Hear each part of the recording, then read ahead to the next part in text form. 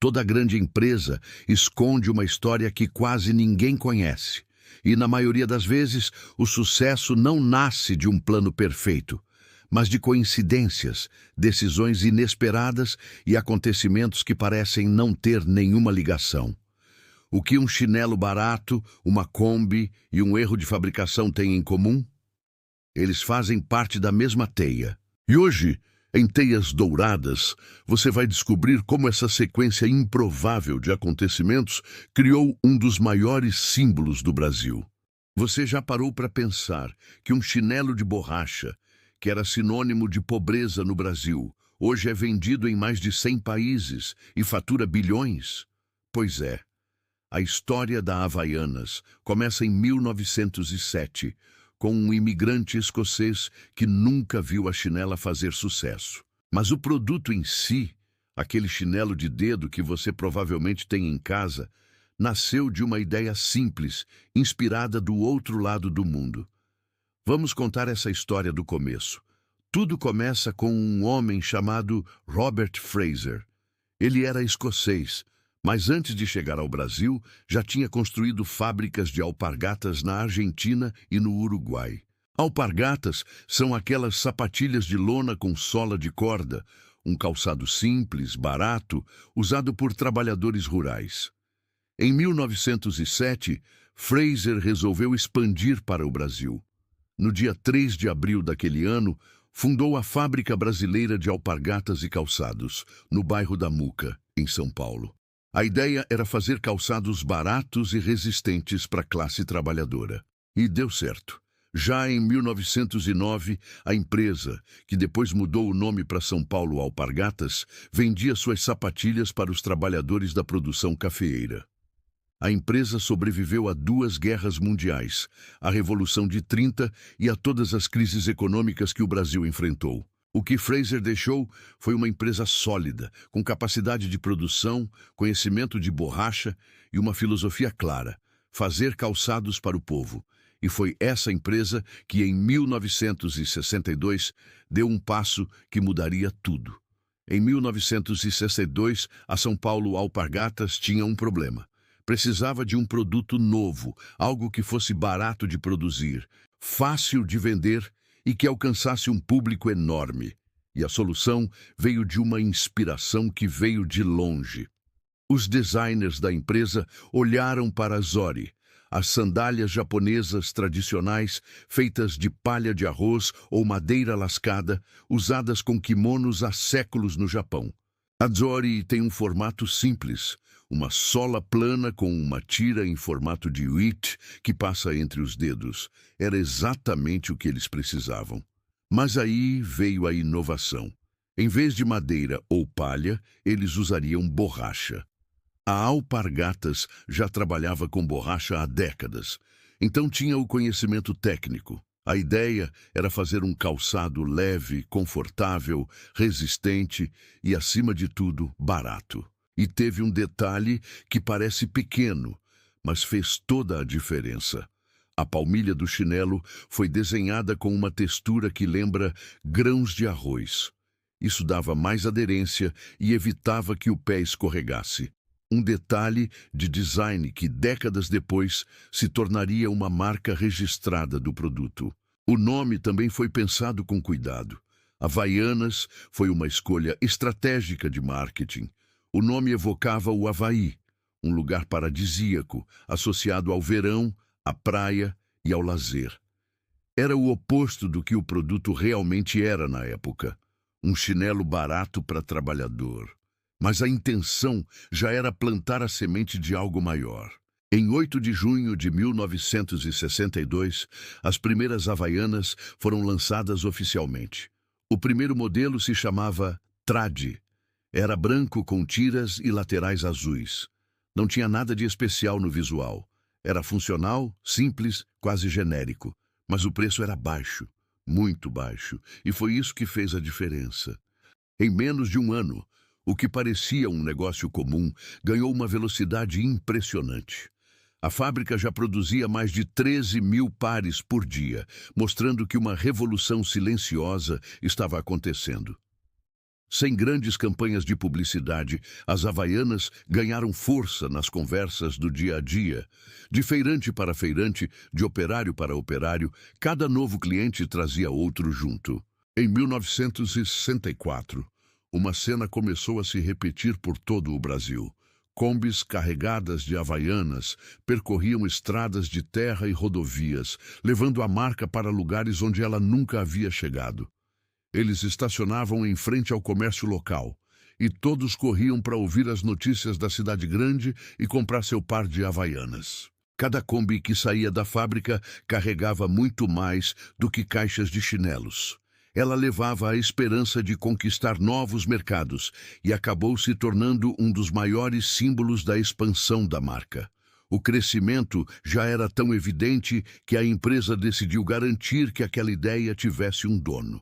Em 1966, a Alpargatas registrou a patente do chinelo de borracha. Na documentação oficial, ele era definido de forma simples, um novo tipo de sola com alça. A patente reforçava que aquele modelo era uma inovação para a época. Até então, não existia no mercado um chinelo de dedo de borracha com aquelas características. Ninguém poderia imaginar que um simples acontecimento, em 1969, daria início a uma transformação que marcaria a identidade das Havaianas para sempre. Tudo começou com um erro inesperado. Uma das máquinas saiu do padrão e produziu um lote de Havaianas com tiras verdes, substituindo as clássicas tiras azuis. Ninguém imaginava o impacto que aquilo teria. O que parecia um prejuízo acabou revelando uma oportunidade inesperada. O público adorou as tiras verdes e a empresa decidiu transformar um acidente de produção em uma nova linha de produtos. Esse foi o ponto de partida para uma estratégia que redefiniria o futuro da marca. Quanto mais opções surgiam, mais as Havaianas conquistavam espaço na vida dos brasileiros. Durante quase 30 anos, as Havaianas ocuparam um lugar bem definido no mercado. Eram conhecidas como um chinelo simples, acessível e presente principalmente nos mercados de bairro.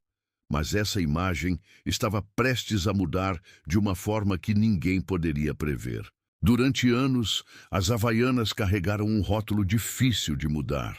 Eram vistas apenas como um chinelo simples e barato, comprado por necessidade, não por desejo.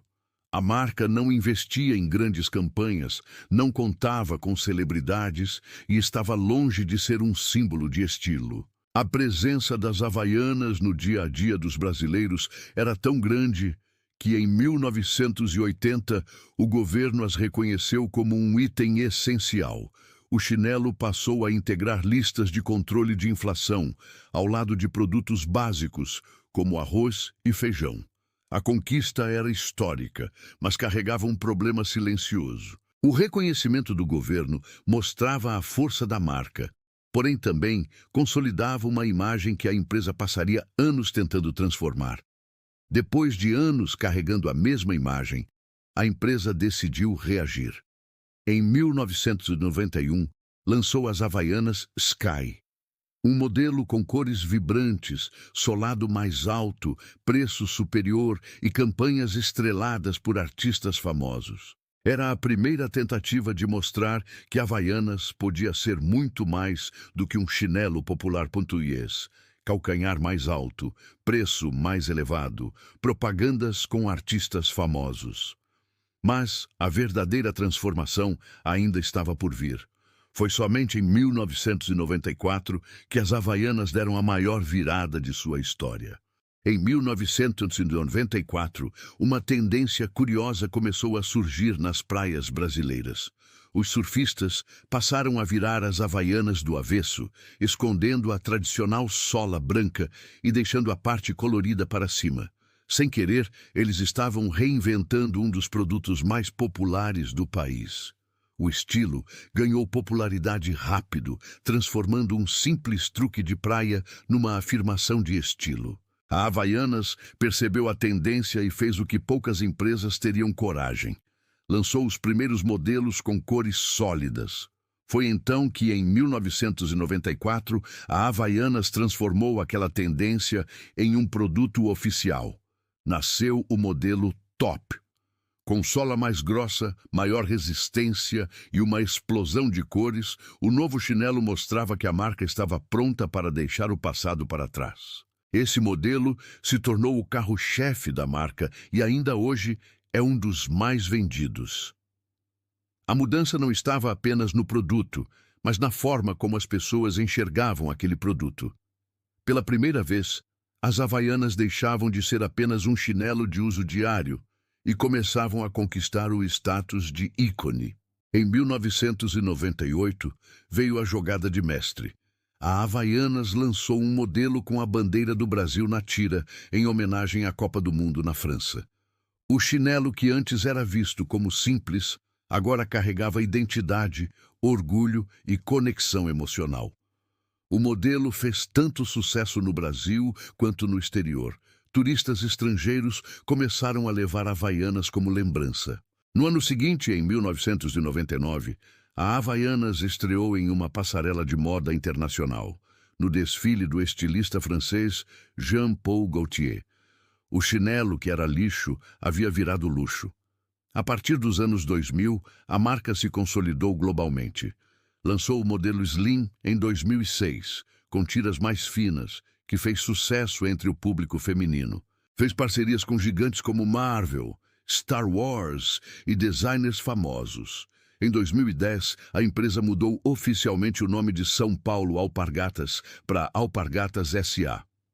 A Havaianas já era o coração do negócio. Enquanto a Havaianas conquistava o mundo, a empresa passava por transformações nos bastidores. Em 2003, o grupo Camargo Corrêa, um dos maiores conglomerados do Brasil, assumiu o controle total da Alpargatas. Foi uma fase de reestruturação. O presidente na época, Márcio Utsch, fechou fábricas, vendeu marcas que não eram o foco e preparou a empresa para crescer com a Havaianas. Em 2015, a empresa mudou de mãos novamente. A Camargo Corrêa vendeu a Alpargatas para J&F Investimentos, o conglomerado da família Batista, dona da JBS, por 2,7 bilhões de reais. Mas a passagem da J&F foi curta. 2 anos depois, em 2017, eles venderam a empresa para um grupo formado por Itaúsa, Cambuí Investimentos e Brasil Warrant. O preço? 3,5 bilhões de reais.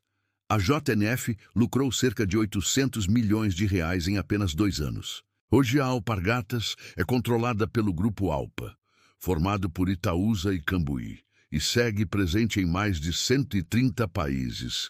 Com a nova gestão no comando, a Alpargatas iniciou uma grande transformação interna. A empresa começou a se desfazer de marcas que não faziam mais parte da sua estratégia e, em 2018, vendeu a Topper. Era o começo de uma nova fase, com foco total no futuro das Havaianas. Depois da Topper, a reestruturação continuou. A Alpargatas começou a se desfazer de outras marcas, como Dupé, 7 Léguas e até a Osklen, vendida em 2021. A estratégia era simples, mas decisiva: abandonar a dispersão e concentrar todos os esforços no negócio que realmente movia a companhia. E esse negócio tinha um nome: Havaianas. Em 2021, a Alpargatas mostrou que seus planos iam muito além das Havaianas. A empresa fez uma aposta ousada no mercado internacional e comprou 49,9% da americana Rothy's por 475 milhões de dólares, uma marca de calçados sustentáveis produzidos a partir de garrafas PET recicladas. Era um movimento para entrar em uma nova geração do mercado de moda e sustentabilidade. A escolha não foi por acaso. A Rothy's representava exatamente o tipo de empresa que a Alpargatas buscava. Uma marca jovem, digital, sustentável e conectada com consumidores que valorizavam moda e propósito. Era uma tentativa de conquistar um público diferente e ampliar sua presença no mercado internacional. Hoje, aquela simples sandália de borracha que nasceu nas fábricas brasileiras alcançou uma dimensão que poucos imaginariam. A Havaianas Vende centenas de milhões de pares por ano e está presente em mais de 100 países ao redor do mundo. A força da marca dentro do Brasil é ainda mais impressionante. Cerca de 70% dos brasileiros têm pelo menos um par de Havaianas em casa, mostrando como um simples chinelo conseguiu se transformar em parte da cultura do país. A Alpargatas faturou 4,1 bilhões de reais, um crescimento de 10% em relação ao ano anterior. A marca, que começou como um chinelo barato para trabalhadores, inspirado numa sandália japonesa, hoje é usada por celebridades, desfila em passarelas internacionais e vende em mais de 100 países. Voltando ao começo. Robert Fraser, o escocês que fundou a Alpargatas em 1907, nunca viu a Havaianas se tornar o que é hoje. Ele provavelmente já tinha falecido quando o chinelo foi lançado em 1962, mas ele construiu a base de tudo. Criou uma empresa que sobreviveu por mais de um século, que enfrentou crises, guerras, inflação, mudanças de governo e concorrência feroz. O que ele deixou foi mais do que uma fábrica. Deixou uma filosofia: fazer calçados para o povo com dignidade. E essa filosofia, décadas depois, se transformou em um dos maiores casos de sucesso do capitalismo brasileiro. A lição que fica é essa: às vezes, o legado não está no que você vê acontecer, mas no que você constrói para as próximas gerações. Robert Fraser não inventou a Havaianas, mas sem a empresa que ele fundou, o chinelo mais famoso do mundo nunca teria existido.